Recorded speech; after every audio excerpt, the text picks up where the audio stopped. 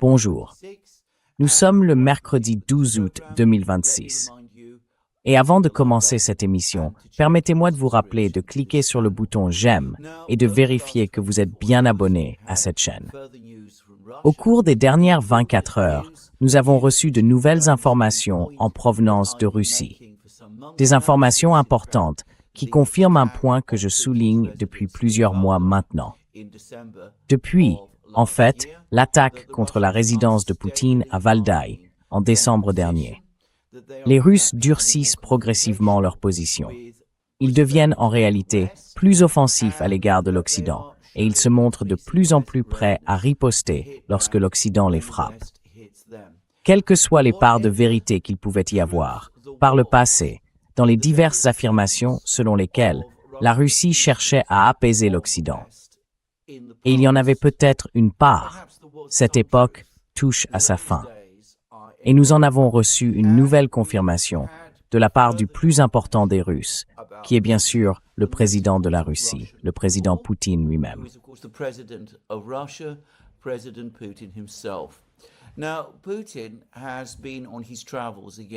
Poutine a de nouveau été en déplacement en Russie, tandis que Zelensky passe le plus clair de son temps en dehors de l'Ukraine. Poutine veille très attentivement à passer l'essentiel de son temps en Russie. Et comme je l'ai remarqué, Zelensky se déplace de moins en moins à travers l'Ukraine. En fait, je ne l'ai pratiquement pas vu le faire cette année. Quand Poutine quitte le Kremlin, c'est surtout pour voyager, le plus souvent à l'intérieur même de la Russie. Quoi qu'il en soit, Poutine a été en déplacement. Il est allé en Extrême-Orient, il y a rencontré différentes personnes pour discuter de toutes sortes de sujets, l'économie, des questions sociologiques, l'amélioration du système éducatif, l'amélioration de la construction de logements, ce genre de choses.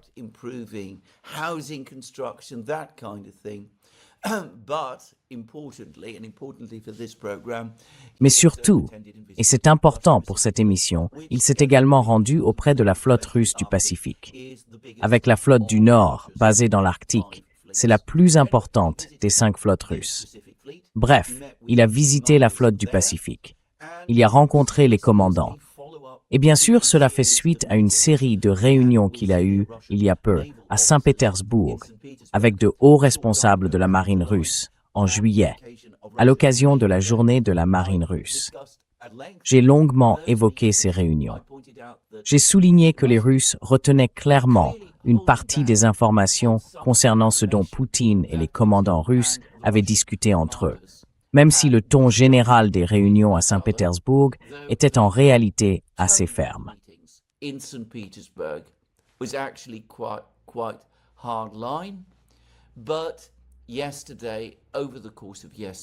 Mais hier, au cours de la journée, Poutine a révélé une information importante lors de sa visite à la flotte du Pacifique.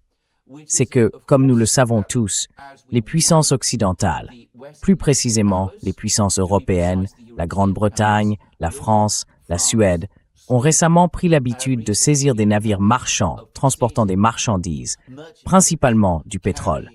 Mais pas uniquement, je pense, depuis la Russie vers ses marchés d'exportation à l'étranger. Cela s'est produit assez souvent. Et puis, comme nous le savons, il y a aussi eu des attaques contre la navigation russe ou contre des navires ayant transporté des marchandises russes en Méditerranée, très fréquemment en mer Noire et dans la mer d'Azov.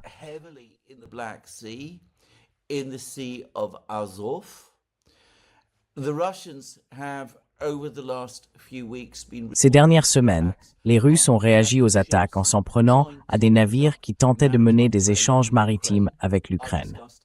J'ai longuement parlé du blocus maritime que la Russie impose désormais aux ports ukrainiens de la mer Noire, ce qui entraîne évidemment l'effondrement du commerce maritime de l'Ukraine.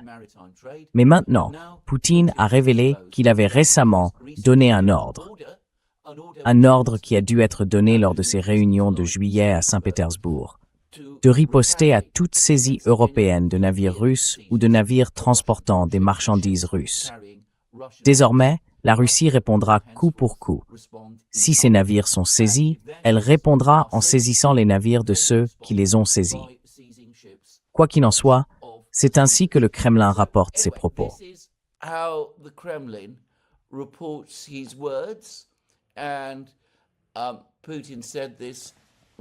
Et Poutine a dit cela alors qu'il se trouvait auprès de la flotte du Pacifique. Il s'exprimait en fait sur le pont du croiseur Varyag, qui je crois n'est pas à proprement parler le navire amiral de la flotte russe du Pacifique, même s'il s'agit peut-être de son plus grand navire. C'est d'ailleurs le navire jumeau du Moskva, le croiseur de la mer Noire, que les Ukrainiens ont attaqué et qui a coulé en mai 2022. Mais quoi qu'il en soit, voici ce que Poutine a dit aux officiers et aux marins de la flotte russe du Pacifique, alors qu'il était sur place.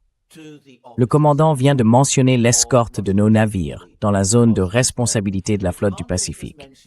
Je voudrais souligner les récentes décisions de l'Union européenne.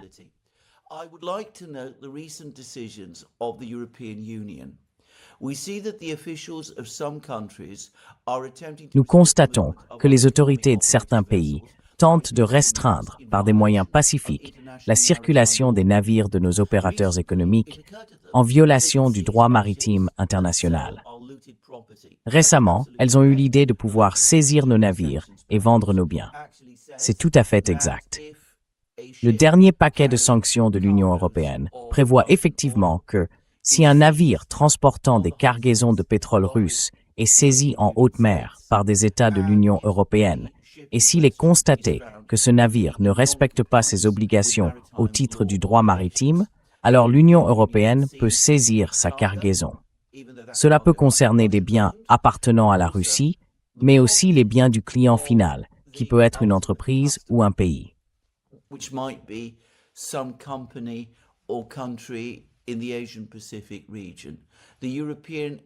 Dans la région Asie-Pacifique, l'Union européenne peut saisir ses biens et en disposer comme elle l'entend. Et Poutine poursuit en disant « Ce n'est rien d'autre que de la piraterie et du pillage. » Soit dit en passant, j'ai vérifié, et il a raison. Juridiquement, c'est exactement ce que c'est. Et puis viennent les mots-clés. Si cela se produit, nous devrons riposter, pas nécessairement dans les eaux où il prévoit d'arraisonner nos navires. Autrement dit, pas en Méditerranée, ni dans la Baltique, ni en mer du Nord, mais partout où nous l'estimerons nécessaire ou raisonnable, y compris dans la zone de responsabilité de la flotte du Pacifique. Je voudrais attirer votre attention là-dessus.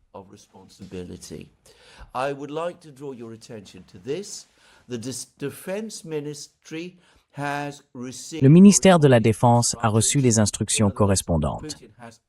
Autrement dit, Poutine a déjà donné l'ordre nécessaire. Et je sais qu'elles ont été transmises au commandement de la flotte du Pacifique. Veuillez présenter vos propositions sur cette question. Puis Victor Lina, qui commande la flotte russe du Pacifique, après avoir évoqué la situation générale dans la zone de la flotte du Pacifique et les tensions très vives qui existent, a poursuivi en disant ceci, une préoccupation majeure, et c'est l'amiral Lina qui s'adresse à Poutine, une préoccupation majeure est la menace que représente un éventuel blocus par l'Occident du commerce maritime russe dans le but d'infliger un maximum de dommages économiques.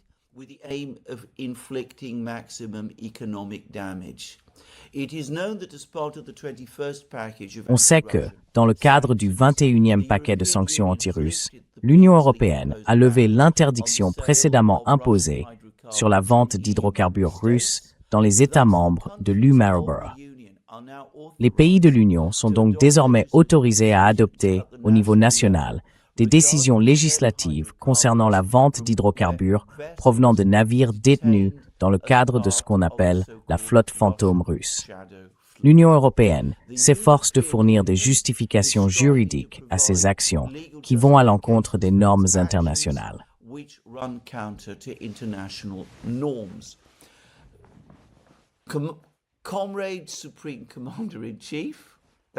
Camarade commandant suprême en chef, c'est-à-dire bien sûr Poutine, conformément à votre instruction.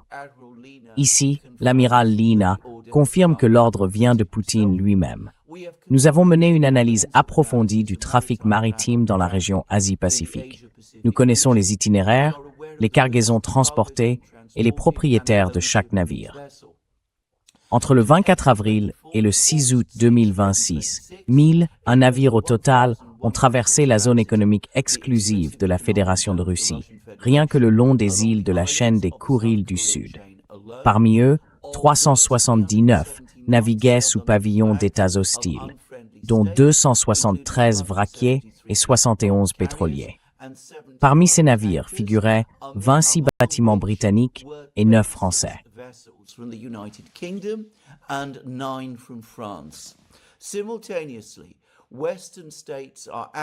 Parallèlement, les États occidentaux recrutent activement des navires battant pavillon de pays tiers pour transporter des cargaisons dans leur intérêt. En substance, cela constitue leur propre flotte fantôme. Nous disposons des forces nécessaires pour inspecter et retenir les navires appartenant à des États hostiles et à leur flotte fantôme. Une coopération interministérielle a été mise en place et nous sommes prêts à accomplir ces tâches. Voilà donc où en est la situation aujourd'hui. Si l'Union européenne continue de saisir des navires transportant des cargaisons en provenance de Russie, les Russes ont désormais l'autorité juridique, ils se sont eux-mêmes donné cette autorité, pour riposter et saisir des navires de l'Union européenne transportant des cargaisons de l'Union européenne.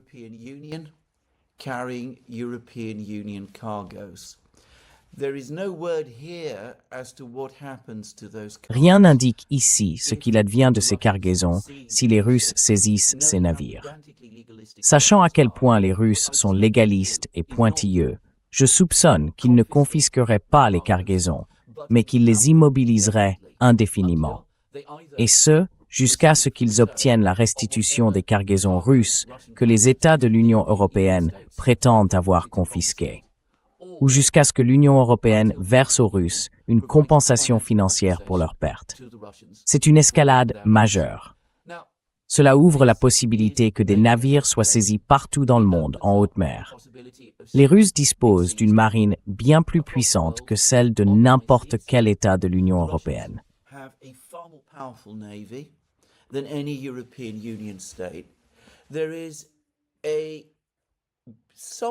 Il y a un article assez admiratif, je dois le dire, dans le Daily Telegraph, signé par un ancien capitaine de la marine britannique, Tom Sharp. Il y évoque la présence désormais semi-permanente d'une frégate russe dans les eaux côtières britanniques. Les Russes font tourner des frégates dans cette zone. Leur rôle est de protéger les navires russes transportant des cargaisons contre une saisie par les Britanniques. Le capitaine Sharp souligne que ces frégates russes sont bien plus puissantes que leurs équivalents britanniques. Je ne fais que le dire. C'est ce qu'il dit, lui. Vous pouvez trouver son article dans le Daily Telegraph. Il y traite de l'état actuel lamentable de la Royal Navy britannique, ainsi que de l'état encore plus lamentable des programmes britanniques de construction navale.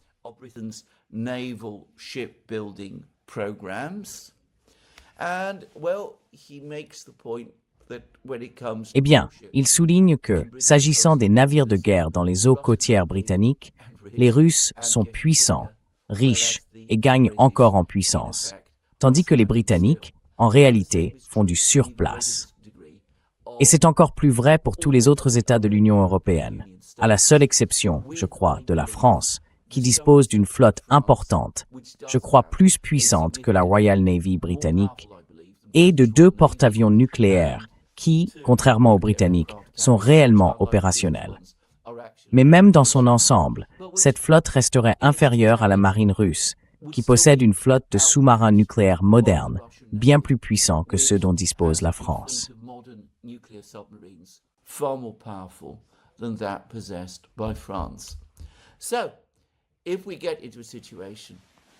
Donc, si nous nous retrouvons dans une situation où les Britanniques, les Français, les Suédois, les Danois, peu importe, commencent à saisir des navires russes ou des navires commerçant avec la Russie dans les eaux européennes, les Russes peuvent commencer à saisir des navires partout dans le monde.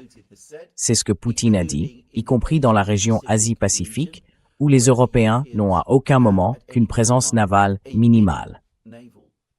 Certains navires marchands de l'Union européenne, transportant des cargaisons, j'imagine, vers la Corée du Sud, le Japon et peut-être même la Chine, doivent soit s'approcher, soit traverser des mers comme la mer d'Okhotsk que les Russes contrôlent potentiellement. Et de toute façon, on voit bien comment toute cette situation pourrait devenir extrêmement complexe, très très difficile, et pourrait devenir extrêmement dangereuse.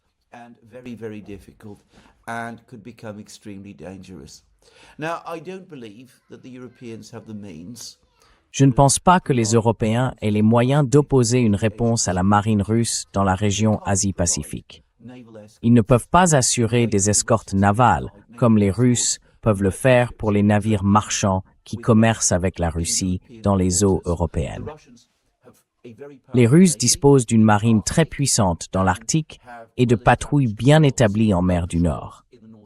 Ils ont aussi une présence navale importante en mer Baltique. Et les Russes, parce qu'ils sont une puissance eurasiatique, disposent également d'une marine très puissante, ou, selon les standards européens, d'une marine puissante dans la région Asie-Pacifique. Cela dit, les Européens ont des alliés dans cette région. Le Japon et la Corée du Sud sont des puissances militaires importantes, et le Japon en particulier possède une marine puissante.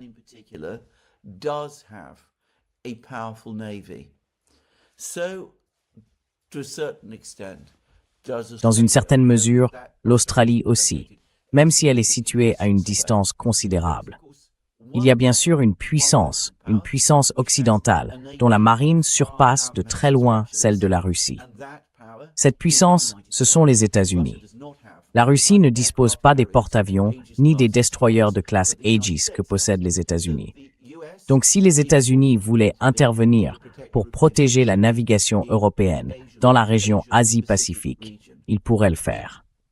Mais bien sûr, si les marines occidentales commençaient à être mobilisées de cette manière, cela ne risquerait-il pas d'inquiéter les marines d'autres puissances de la région Asie-Pacifique, qui se méfient beaucoup des États-Unis et des opérations de leur marine?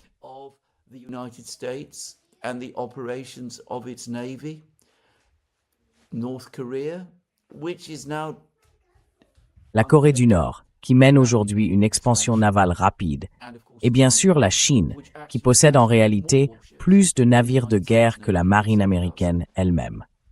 Tout cela pourrait très très facilement dégénérer et devenir totalement incontrôlable. Et plus de pays s'y trouveront entraînés, plus cela deviendra dangereux, franchement. Tellement dangereux en fait que je vais suggérer aux Japonais, aux Sud-Coréens et même aux Américains, qui n'ont aucun intérêt à traquer des navires marchands russes dans les eaux asiatiques et à détourner leur flotte d'autres missions plus importantes, et qui, probablement, au fond d'eux-mêmes, ne sont de toute façon pas d'accord avec ce que font les Européens.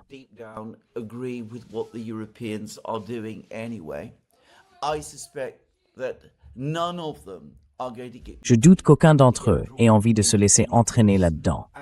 Et ils diront discrètement aux Européens, pour l'amour du ciel, reculez. C'est ce que je pense. Ce serait la chose sensée à faire. Et ce serait particulièrement sensé à cause d'autre chose que l'amiral Viktor Lina, a dit à Poutine.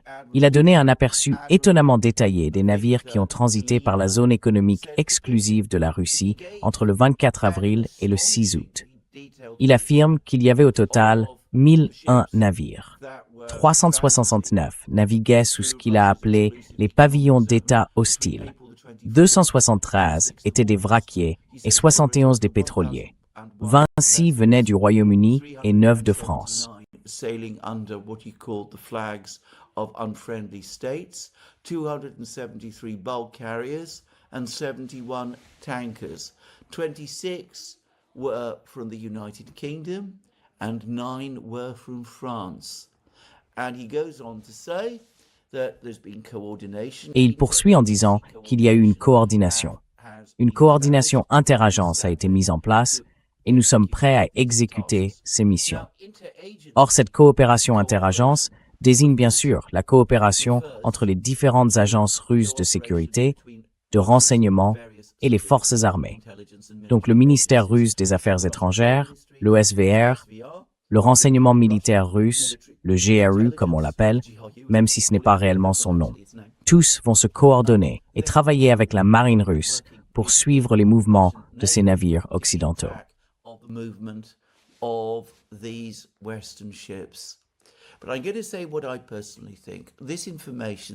Mais je vais vous dire ce que j'en pense, personnellement. Ces informations me paraissent tellement détaillées et l'expression interservice tellement ouverte à interprétation que je me demande vraiment si les Russes n'ont pas parlé de certains de ces éléments avec leurs amis chinois. Les Chinois en particulier disposent après tout de bien plus d'informations sur les mouvements navals, sur le trafic maritime. Ce sont, après tout, la première puissance maritime mondiale sur le plan commercial. Ils savent bien mieux que quiconque ce qui se passe ici. Ils possèdent probablement des données de renseignement bien plus détaillées.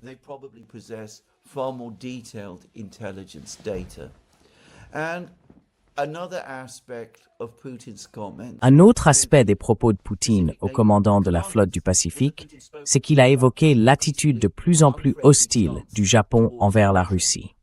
Selon Poutine, la Russie avait beaucoup œuvré pour améliorer ses relations avec ce pays. Il a donc fait part de sa déception face à la position adoptée par le Japon. Et Poutine a semblé laisser entendre que les Russes considèrent désormais le Japon dans la région Asie-Pacifique comme un adversaire militaire. Évidemment, cela satisfera le pays de la région Asie-Pacifique, ou plutôt les deux pays, la Chine et la Corée du Nord, qui ne voient pas seulement le Japon comme un adversaire, ils le voient comme un ennemi.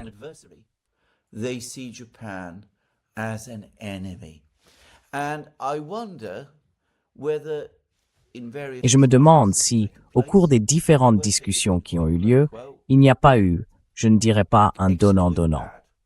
J'exclus cette idée. Je ne suggère en aucun cas que les Russes aient dit aux Chinois « Aidez-nous à saisir des navires européens et nous nous alignerons davantage sur vous contre le Japon. » Les affaires internationales ne fonctionnent pas comme ça. Les relations entre la Russie et la Chine ne fonctionnent certainement pas de cette manière. Mais les Russes, parce qu'ils travaillent désormais davantage avec les Chinois dans l'ensemble, signalent de plus en plus qu'ils considèrent le Japon comme un adversaire. Et ils le font en sachant que cela sera vu favorablement à Pékin.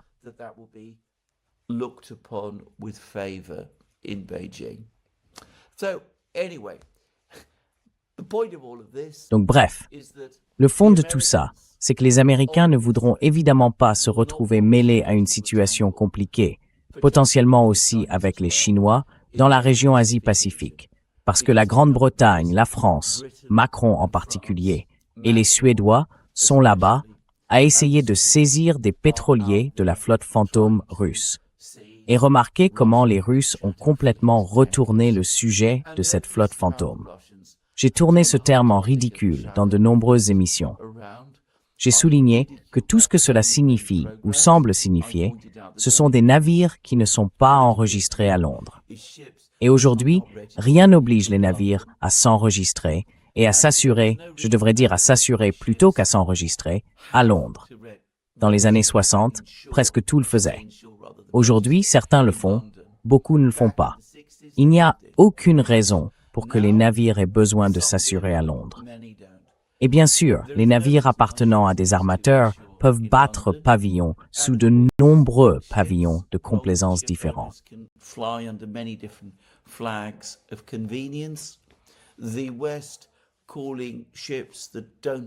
Les Occidentaux racontent n'importe quoi lorsqu'ils qualifient de composantes d'une flotte fantôme russe les navires qui ne s'assurent pas à Londres et qui battent pavillon de pays de complaisance. Mais les Russes, eux aussi, ripostent. Ils disent que les navires qui commercent avec l'Union européenne et qui battent également pavillon de pays tiers, et ils sont nombreux, c'est une pratique établie, seront eux aussi considérés par la Russie comme faisant partie de la flotte fantôme de l'Union européenne. Donc au total, c'est un coup très très fort de la part des Russes. Comme je l'ai dit, je pense surtout que les Américains vont regarder tout cela, les Japonais aussi, et qui vont dire « Écoutez, ça va trop loin. Saisir des navires en haute mer, piller leur cargaison, confisquer leur cargaison, c'est clairement injuste. »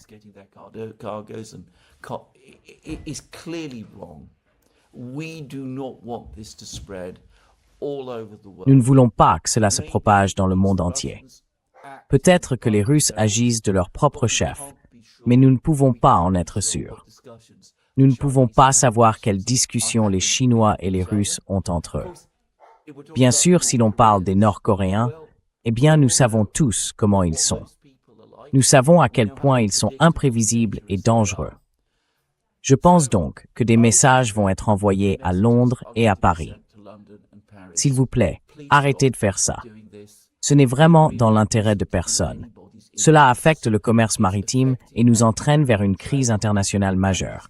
Et en ce moment, plus que jamais, avec le détroit d'Ormuz fermé et toutes sortes d'autres tensions dans le monde, c'est bien la dernière chose dont nous avons besoin.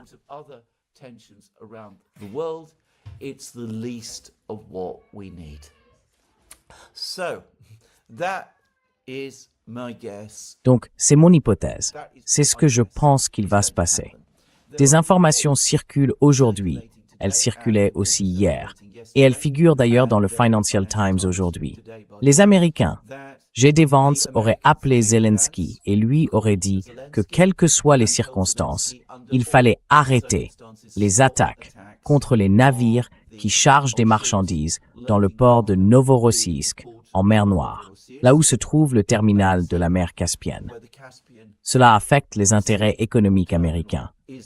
J'ai lu quelque part que Chevron aurait soi-disant perdu jusqu'à 5 milliards de dollars à cause de ces attaques ukrainiennes. Personnellement, je pense que ce chiffre doit être très largement exagéré.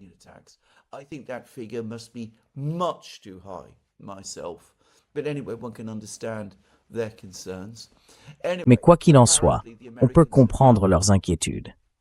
Apparemment, les Américains ont désormais rappelé à l'Ukraine et souligné auprès des Ukrainiens leurs avertissements. Et les Ukrainiens ont dit qu'ils s'y conformeraient. Ainsi, les navires qui se rendent à Novorossiysk ne seraient apparemment plus en danger, du moins s'ils transportent du pétrole kazakh destiné à l'Occident. Pour mémoire, le Kazakhstan, en raison de ce qui se passe à Novorossiysk, a redirigé ses flux de pétrole vers le nord, vers la Russie et vers l'est, vers la Chine. C'était totalement prévisible. Les grands bénéficiaires des attaques contre Novorossiysk, comme si souvent, se sont révélés être les Chinois.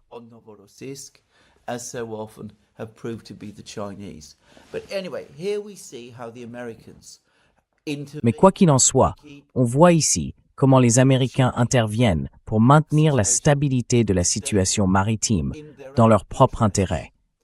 Et je pense que c'est ce qu'ils vont faire après les avertissements venus de Poutine et du commandant de la flotte russe du Pacifique. C'est ce qu'ils vont faire à partir de maintenant. Une autre chose à dire. J'ai consulté les médias britanniques ce matin. J'ai aussi parcouru une partie des médias européens. Comme pour d'autres avertissements de ce type venant des Russes, je ne trouve aujourd'hui aucune couverture de tout cela dans les médias britanniques. Je trouve cela extraordinaire.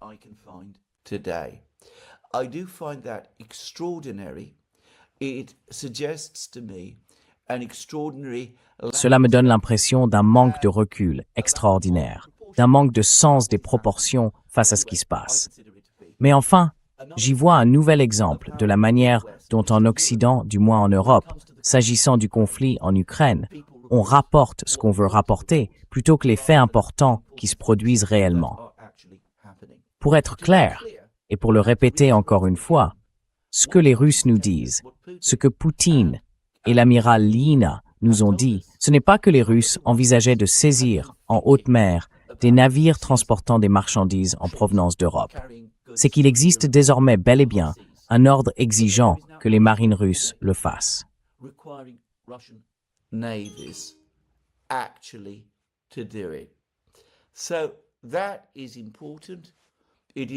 C'est donc important. Ce n'est pas une déclaration d'intention que les Russes nous font. C'est un constat de fait. Et c'est ainsi que cela devrait être rapporté. Et c'est ainsi que cela devrait être compris. Quoi qu'il en soit, nous verrons ce qui se passera. Il y a un risque réel que nous nous retrouvions face à une crise majeure en haute mer. Bien sûr, si cela se produit effectivement, sur The Duran comme ici, nous couvrirons cette affaire et nous parlerons de tous les éléments de cette histoire, avec tous les détails nécessaires. À présent, puisque je parle de la Chine, il y a autre chose que je voudrais ajouter. There is something else further I want to say. In a program I did a couple of days ago, Dans une émission que j'ai faite il y a quelques jours, j'ai mentionné que, en réponse ou en prétendue réponse aux sanctions américaines, la Chine avait mis en place un système de licence pour la fourniture de pièces de drones aux États-Unis. Ce système exige des garanties de la part de l'utilisateur final, de l'acheteur final, que les composants de drones ne seront pas utilisés à des fins militaires. Et j'ai dit qu'il me semblait très probable que ça s'étende rapidement à l'Europe aussi. En fait, c'est l'inverse. Apparemment, les Chinois ont instauré le même régime l'an dernier pour empêcher l'exportation de composants de drones vers l'Europe. Ce qui, selon moi, a probablement continué à se produire, c'est que ces composants de drones ont malgré tout continué d'arriver en Europe. Is the drone components have still been reaching Europe, probably American buy. Des acheteurs américains ou des entreprises liées aux États-Unis ont probablement été impliqués dans ce commerce. On voit à quel point les entreprises américaines participent fortement à la production de drones pour l'Ukraine. Le drone Hornet, par exemple, est en grande partie produit aux États-Unis, nous dit-on, même s'il utilise peut-être des composants chinois. L'usine de drones de Kiev, que les Russes ont détruite, appartenait elle aussi, semble-t-il, en grande partie à des intérêts américains.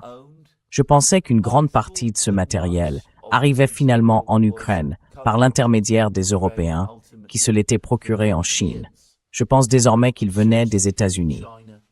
Et cela correspond au rôle énorme que, nous le savons, les États-Unis jouent dans l'offensive de drones et la guerre des drones menée par l'Ukraine. Ukraine's drone offensive and drone war. It is ultimately a Ukrainian. Il s'agit au final d'une opération ukraino-américaine plutôt qu'ukraino-européenne, même si les Européens y sont très largement impliqués. Les dernières exigences chinoises en matière de licence imposées aux acheteurs américains visent clairement à combler cette faille. Quoi qu'il en soit, revenons maintenant au conflit en Ukraine. La nuit dernière a encore été marquée par des frappes russes massives contre Kiev, contre les ports d'Odessa, contre la ville de Zaporizhia et je crois également contre la ville de Dnipro. Et il semble qu'un grand nombre de missiles balistiques aient été lancés contre toutes ces cibles. Mais bien sûr, les Ukrainiens ne nous donnent plus de chiffres parce qu'ils disent que c'est désormais top secret. Because they say that that's top secret from now on. I discussed that all in my program yesterday. J'ai abordé tout cela dans mon émission hier. Les Russes ont aussi lancé des drones Geran 4. Apparemment, désormais, presque tous les drones qui attaquent Kiev sont des Geran 4 ou des Geran 5 à propulsion par réaction. Ce sont les armes que les Russes utilisent principalement contre des cibles à Kiev. On a vu de nombreuses images d'incendies, d'explosions et de dégâts dans toutes ces villes. Kiev, Zaporizhia et une énorme explosion à Kiev, dans une installation quelconque. Là encore, beaucoup de spéculations disent qu'un important dépôt de munitions aurait été frappé. Qui sait? Je pense que c'est qu'une supposition. Mais le point essentiel, c'est que les Russes peuvent désormais frapper où ils veulent en Ukraine et le faire à leur guise. And can do so at will. Ukraine is without air defenses. L'Ukraine est dépourvue de défense aérienne. Zelensky s'en est de nouveau plaint. Il a encore supplié l'Occident de fournir davantage de défense aérienne à l'Ukraine. Toutes ces demandes sont ignorées, car en réalité, ils n'ont guère d'autre choix, compte tenu de l'état d'épuisement de leur propre stock de missiles de défense aérienne, ou du moins d'intercepteurs Patriot PAC-3. Les Iris-T fabriqués en Allemagne, les NASAMS fabriqués en Norvège, les Aster fabriqués en France et en Italie ne sont disponibles qu'en nombre très limité et n'ont peut-être pas les performances des Patriot PAC-3. Zelensky n'obtient donc rien sur ce point. Zelensky a aussi déclaré que les Russes avaient utilisé des missiles balistiques nord-coréens pour frapper des cibles en Ukraine.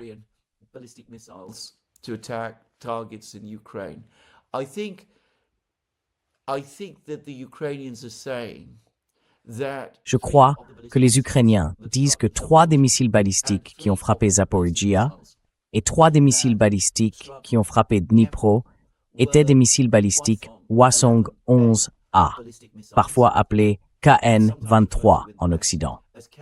Ils auraient vraisemblablement été lancés par cette brigade nord-coréenne de missiles militaires qui a pris position dans l'ouest de la Russie.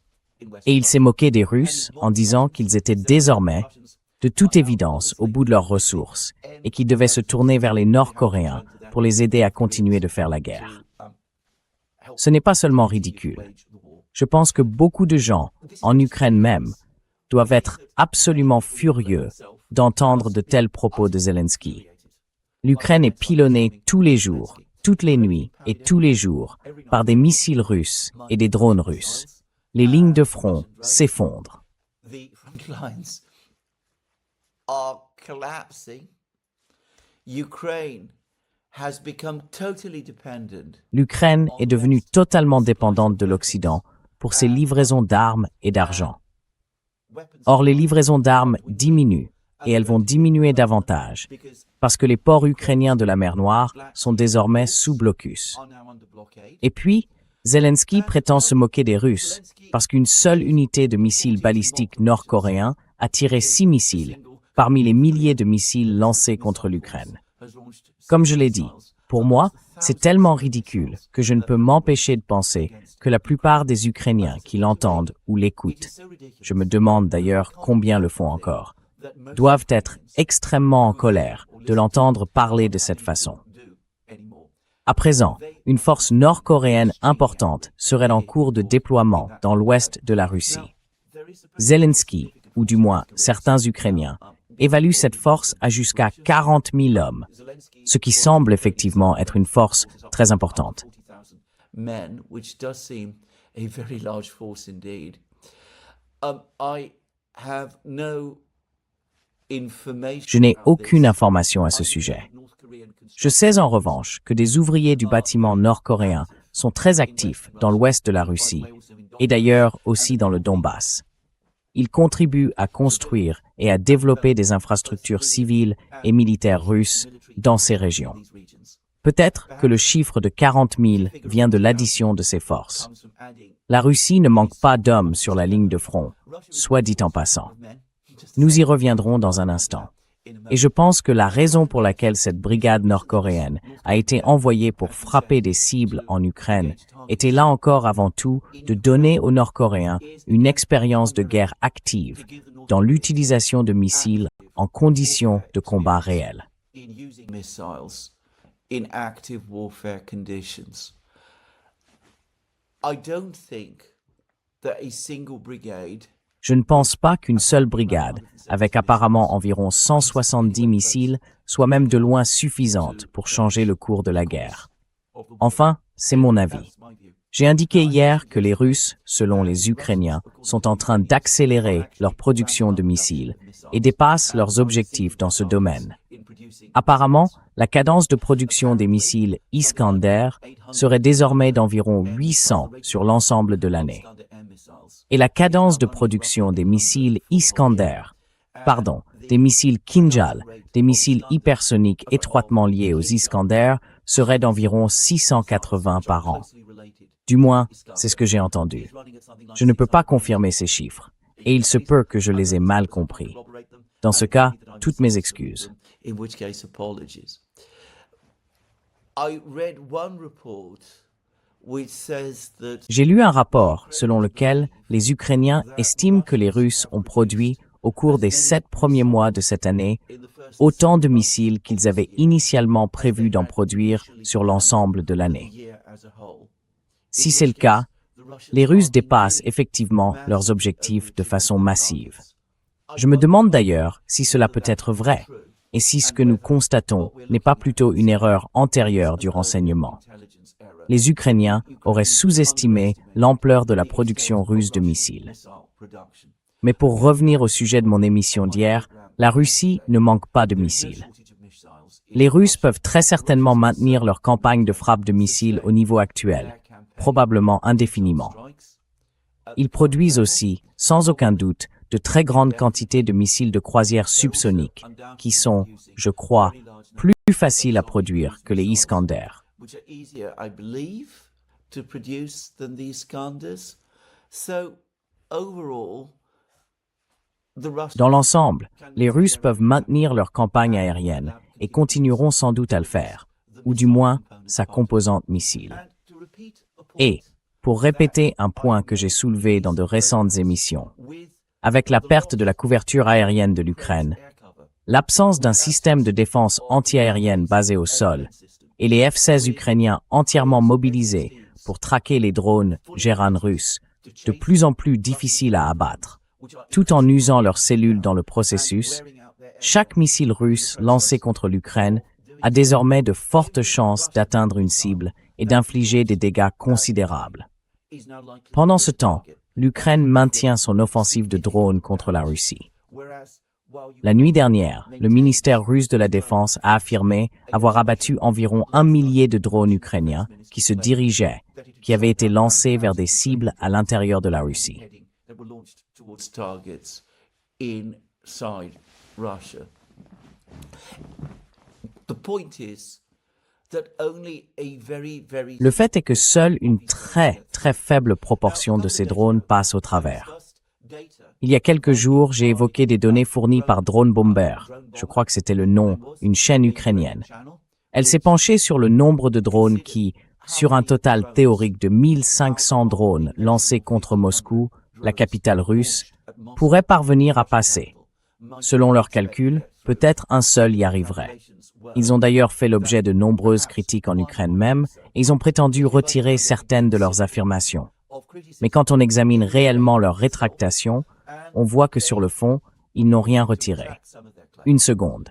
Bref, pour Moscou, cela représente, comme ils le disent, un taux de réussite de 0,7%. a 0.7% success rate, as they put it.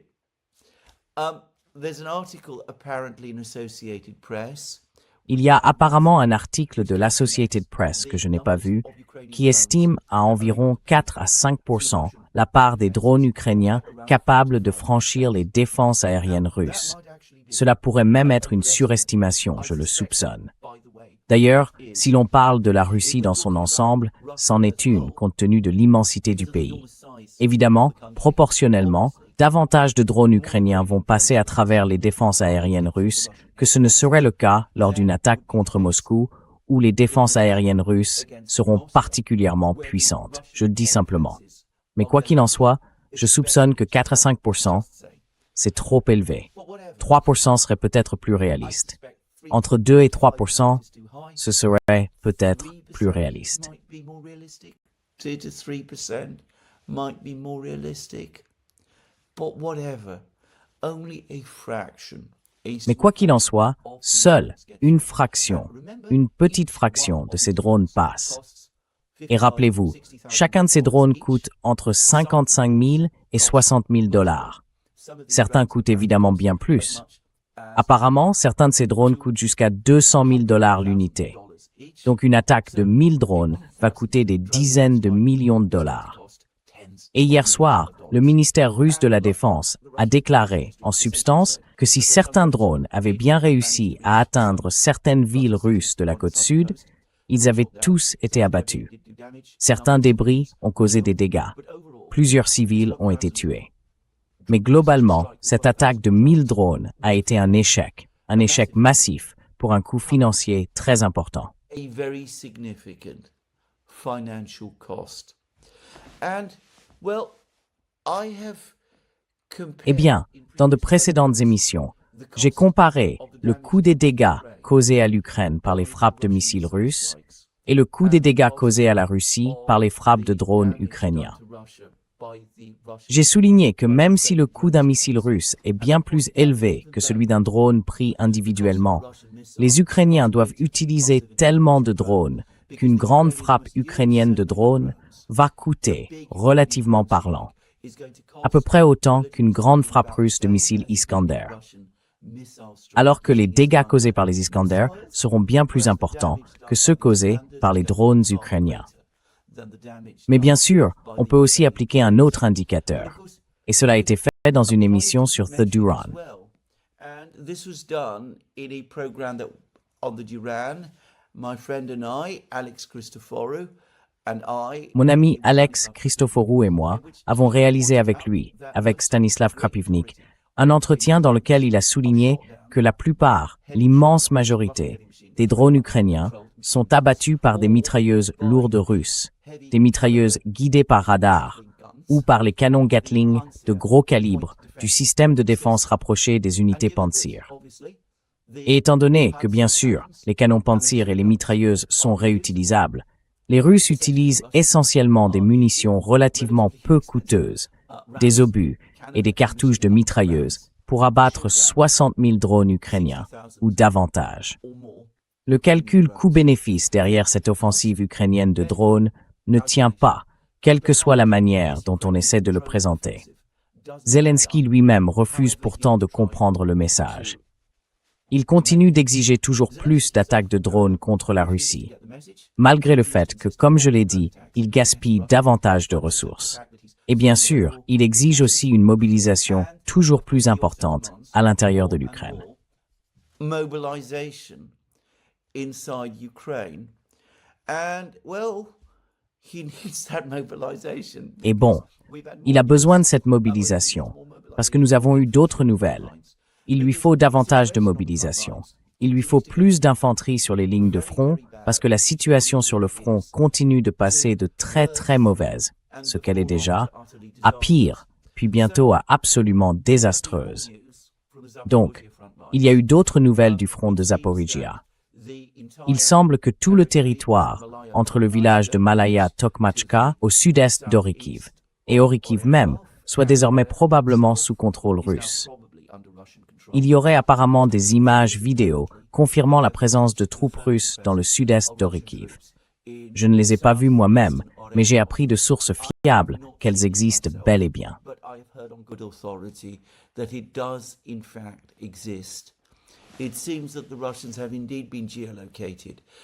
Il semble que les Russes aient effectivement été géolocalisés à l'intérieur d'Orekov.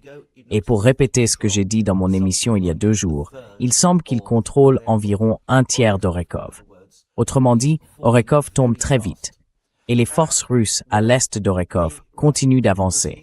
Elles ont revendiqué la prise d'un village appelé Novopol il y a 1 jour ou 2. Si cela est vrai, et, là encore, il semblerait que des images de drones montrent des soldats russes dans ce village. Alors, les Russes sont effectivement en mesure de couper certaines des lignes de ravitaillement menant à Orekov. Et je pense que toutes les lignes de ravitaillement vers Orekov sont désormais de fait sous le contrôle des drones russes.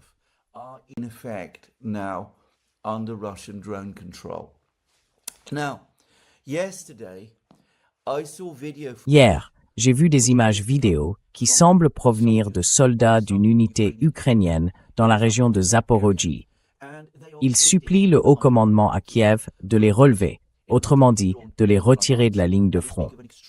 Ils parlent d'une situation extrêmement grave, et à les entendre, on a presque l'impression qu'ils sont soit encerclés, soit sur le point de l'être. Je ne sais pas exactement où se trouve cette unité, apparemment une brigade entière. Mais l'endroit le plus évident, me semble-t-il, serait Orekov. Dans ce cas, les cartes publiées sur la situation à Orekov sont peut-être erronées. La ville, ou plutôt la localité, est étroitement assiégée. Les lignes de ravitaillement ont effectivement été coupées, et la situation des troupes ukrainiennes à Orekov devient désastreuse.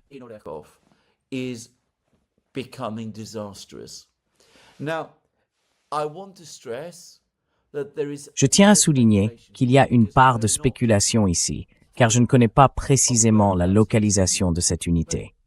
Mais, pour être franc, je ne vois pas où elle pourrait se trouver ailleurs qu'à Orikiv. Peut-être tient-elle encore à Malatokmachka, ou dans un endroit de ce genre, mais je dois dire que cela me paraît peu probable. Il y a un autre point à souligner.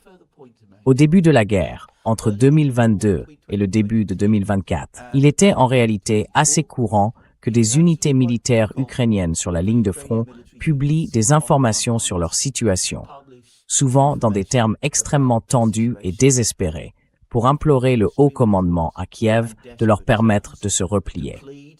Parfois, elle publiait des vidéos d'elle-même en train de le faire. Je me souviens que cela s'était produit avec la brigade, la principale brigade qui défendait Avdiivka. The main brigade that was defending Avdiivka. There was other brigades. Il y avait d'autres brigades, dans d'autres endroits, qui faisaient la même chose. Puis en février 2024, le commandant de l'armée ukrainienne, le général Zaluzhny, a été limogé et remplacé par le général Syrski, un homme qui a une vision intransigeante des questions de commandement. Et je ne pense pas que ce soit une coïncidence si après l'arrivée de Syrski, les vidéos d'unités ukrainiennes implorant d'être retirées, racontant la situation désespérée dans laquelle elles se trouvaient. Je ne pense pas que ce soit une coïncidence si après l'arrivée de Syrski, tout cela s'est pratiquement tari. Eh bien, Syrski est parti. Well, Syrski is gone. Drapati, the new commander-in-chief, Drapati, le nouveau commandant en chef, me paraît de plus en plus être une figure plutôt faible. Il n'a certainement rien de la personnalité autoritaire et peut-être, pour être franc, brutale et intimidante qu'avait Syrski autrefois. Et puis là encore, je devrais peut-être citer ce que Stanislav Krapivnik nous a dit dans l'émission que nous avons faite avec lui, qui sera diffusée très prochainement sur The Doran, si ce n'est pas déjà le cas. Mais Stanislav Krapivnik a dit, je pense à juste titre, qu'en matière de tactique et de stratégie, cela ne faisait vraiment aucune différence, car la stratégie et les tactiques réellement suivies par les Ukrainiens ne sont pas décidées par les généraux ukrainiens, qu'il s'agisse de Zaluzhny, de Syrski ou de Drapati.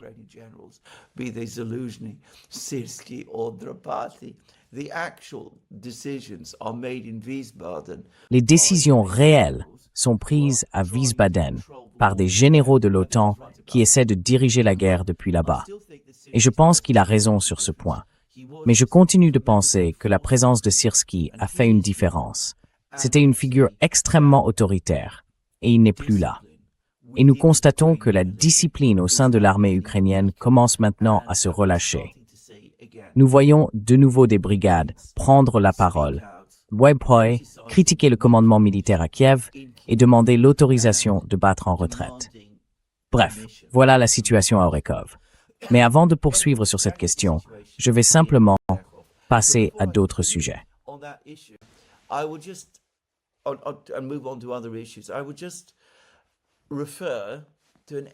Je vais simplement renvoyer à une excellente vidéo de Scott, de Calibrated, qui fait le point sur la situation dans la guerre. Il y explique extrêmement bien la situation. Il souligne l'importance stratégique cruciale d'Orekov. Selon lui, la prise d'Orekov par les Russes entraînerait automatiquement l'effondrement de toutes les défenses ukrainiennes dans le sud de l'Ukraine, sur les fronts méridionaux. Cela ouvrirait évidemment la voie à une avancée vers Zaporojie, ou même vers le nord, afin de contourner également les Ukrainiens dans cette zone. Et il parle de l'importance d'Orekov en tant que ville carrefour, et de toutes ces choses-là.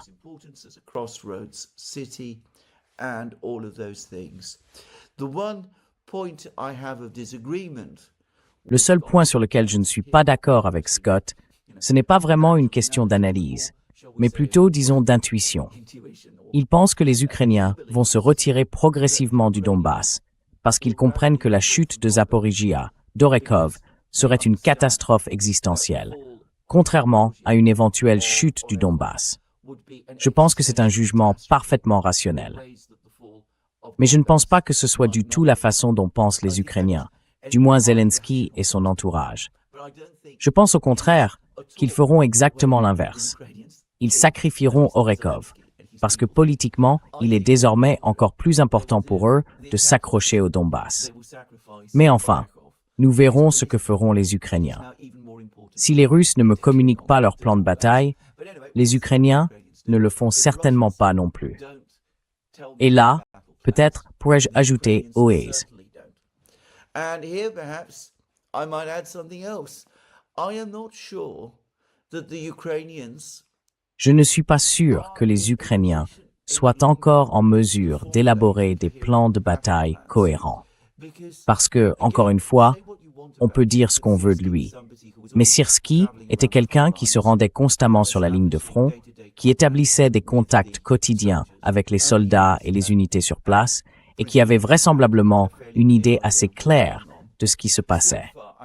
Jusqu'à présent, je n'ai rien vu qui montre que Drapati fasse quoi que ce soit de similaire. Et bon, s'agissant de la situation à Dobropilla, qui est tout aussi catastrophique que celle à Orekov, je pense que les Russes ont progressé davantage à l'intérieur de Dobropilla et qui donnent effectivement l'assaut à Dobropilla depuis le sud.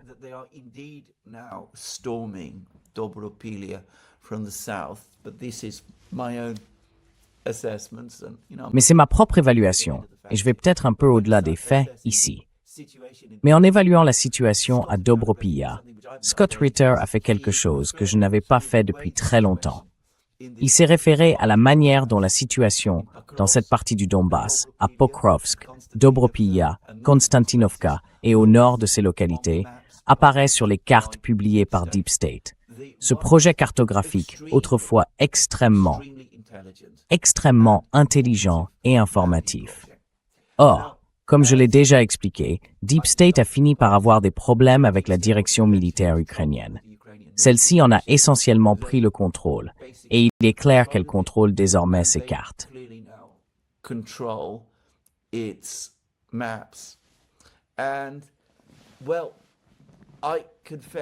Eh bien, je l'avoue, j'ai été incrédule en voyant l'écart entre ce que Scott de Calibrated a publié et ce que je sais être la situation dans les zones de Pokrovsk, Drushkivka, Olexievo-Drushkivka et Dobropilla. Mes informations reposent sur des observations enregistrées de soldats russes et de positions russes, ainsi que sur des informations accumulées fournies par des blogueurs ukrainiens comme russes. Et pourtant, ce que montre Deep State est très différent. Deep State, à toutes fins utiles, semble avoir depuis longtemps cessé d'enregistrer ou même de signaler les avancées russes dans cette zone.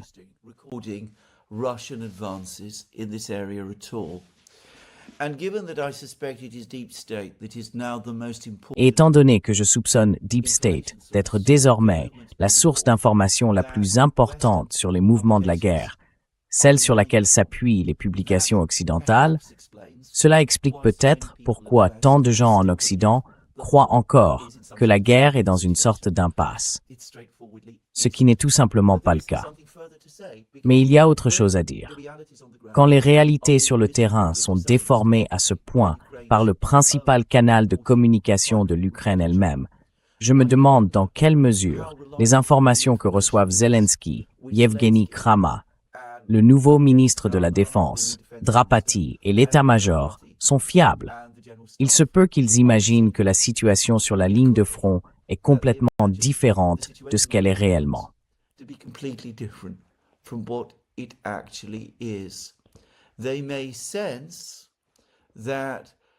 Ils perçoivent peut-être que les effectifs d'infanterie sont faibles et que les Russes perçassent à toutes sortes d'endroits.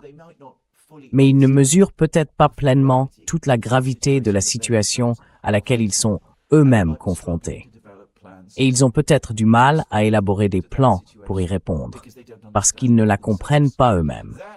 C'est, je le crains, le risque que l'on court toujours quand on passe plus de temps à gérer l'information sur une guerre qu'à gérer la guerre elle-même. Quoi qu'il en soit, sur les lignes de front du sud du Donbass, dans la zone de Dobropilla, de Toretsk que les Russes viennent de capturer, et d'Olexievo-Drushkivka, la situation continue de se dégrader. Et elle se dégrade rapidement du point de vue des Ukrainiens.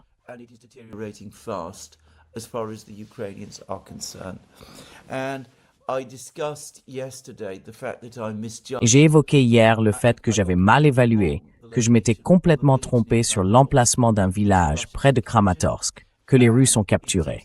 Et il semble que les Russes l'aient effectivement capturé. Calibrated en a fait une analyse détaillée, et maintenant Scott l'a également corroboré.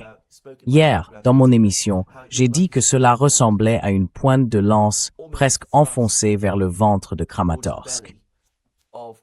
Mais j'ai peut-être même sous-estimé la position, car il semble que les Russes soient désormais très près d'une installation à l'est de Kramatorsk, dont j'ignorais l'existence jusqu'à très récemment. Il s'agit d'une piste d'aviation, vraisemblablement construite à l'époque soviétique, située à l'est de Kramatorsk. C'est une position fortifiée importante. It is an important fortified position. The Russians are just a few kilometers away from it. Les Russes ne sont plus qu'à quelques kilomètres, donc largement à portée de l'artillerie, des missiles, des drones et probablement même des mortiers. Et les Russes, semble-t-il, s'ils parviennent à s'emparer de cet aérodrome, eh bien, ce sera une crise majeure. Cela compromettrait toute l'intégrité structurelle de la défense de Kramatorsk. Et il semble bien que les Russes soient désormais engagés dans des combats à Nikolaïevka, ainsi qu'à proximité de la centrale thermique de Sloviansk. Mais je ne prétends pas disposer de beaucoup d'informations à ce sujet. Et puis, il y a aussi eu davantage d'informations faisant état de nouvelles avancées russes dans les régions de Kharkiv et de Sumy. Mais là encore, j'en parlerai dans une prochaine émission. Donc, la situation se dégrade sur les lignes de front, tout comme elle se dégrade pour l'Ukraine dans les airs, dans l'économie, en politique et dans la situation sociale en général.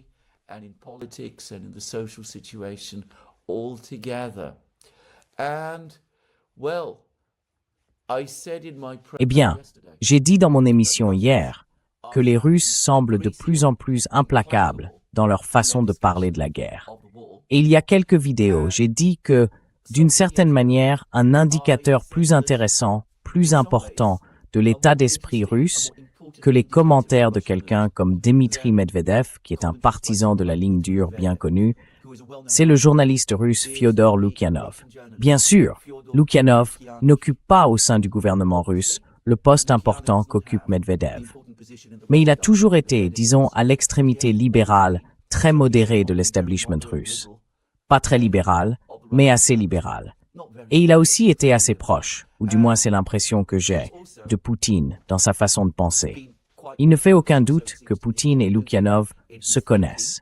There's no doubt that Putin and Lukyanov know each other, and Lukyanov has actually Et Lukyanov a lui-même animé certaines des séances de questions-réponses organisées par Poutine. Or, Lukyanov vient d'accorder une interview qui a reçu beaucoup de publicité dans les médias russes. Il y affirme que la Russie n'a pas d'autre choix que de combattre et de gagner la guerre en Ukraine, et de le faire de manière décisive, afin d'y mettre fin de manière décisive, selon ses propres conditions. Faire moins que cela serait aujourd'hui extrêmement dangereux pour la Russie. Et je dois dire, une fois encore, que cela me semble fermer la porte à toute action diplomatique qui exigerait des Russes qu'ils fassent des concessions importantes, quelles qu'elles soient. Bien sûr, les Russes ne sont pas les seuls à être inflexibles.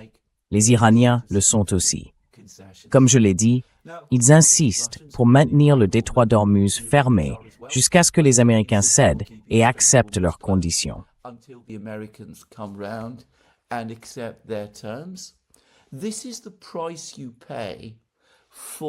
C'est le prix à payer pour le jeu auquel l'Occident se livre depuis bien trop longtemps. Donner l'impression de conclure des accords avec l'autre camp, qu'il s'agisse des Russes, des Ukrainiens ou de qui que ce soit, puis traiter cet accord non pas comme un engagement contraignant, mais comme un tremplin pour formuler de nouvelles exigences. Et au bout du compte, cela détruit toute crédibilité. Et c'est évidemment exactement là où nous en sommes aujourd'hui. Il y a autre chose. Récemment, on a appris que le président Trump avait procédé à des manœuvres vraiment assez extraordinaires pendant, je crois, son voyage en Turquie pour le sommet de l'OTAN, parce qu'il craignait de possibles tentatives d'assassinat orchestrées par les Iraniens. On l'a vu monter à bord d'avions, d'Air Force One, puis apparemment il a été discrètement sorti d'Air Force One et emmené ailleurs.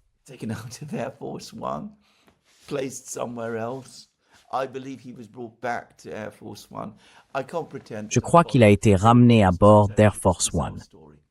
Je ne vais pas prétendre avoir suivi tous les rebondissements de cette histoire bizarre. Tout tourne autour de craintes d'assassinat. Et apparemment, à Washington, certains responsables américains s'inquiètent maintenant que les Iraniens puissent aussi s'en prendre à eux.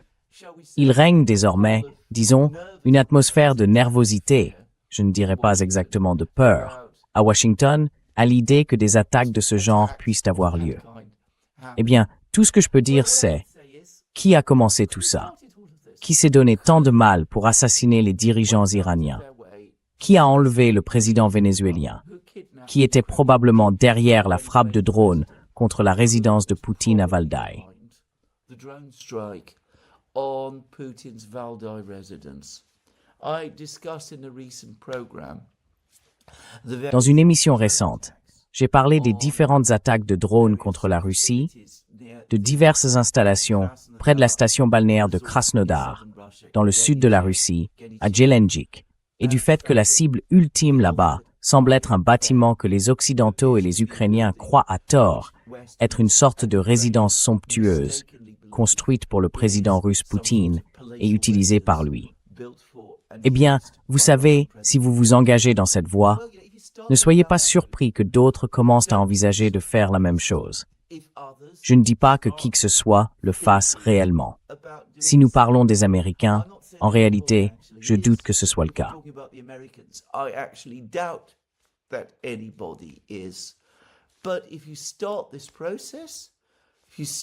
Mais si vous engagez ce processus, si vous lancez une guerre sale, personne ne sait quand elle va s'arrêter.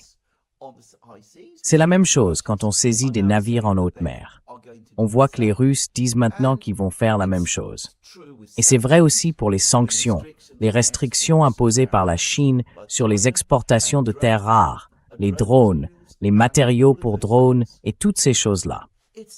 Les dirigeants occidentaux semblent nourrir une erreur fondamentale et étrange.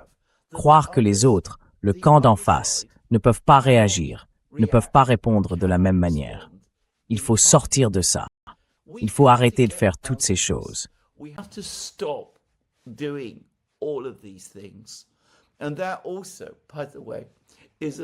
Et cela constitue aussi, soit dit en passant, une raison supplémentaire pour laquelle nous devrions rétablir des contacts appropriés avec l'autre camp, avec les Russes en particulier. Nous nous sommes rendus un bien mauvais service en cessant de le faire. Quoi qu'il en soit, c'est ici que je vais conclure l'émission d'aujourd'hui. Je vous le rappelle encore une fois, vous pouvez retrouver toutes nos émissions sur nos différentes plateformes, Locals, Rumble, X et Substack. Vous pouvez soutenir notre travail via Patreon et Subscribestar, ainsi qu'en vous rendant sur notre boutique. Les liens sont sous cette vidéo. N'oubliez pas, si cette vidéo vous a plu, de cliquer sur le bouton j'aime et de vérifier votre abonnement à cette chaîne. C'est tout pour aujourd'hui. À très bientôt. Passez une excellente journée. More from you soon. Have a very good day.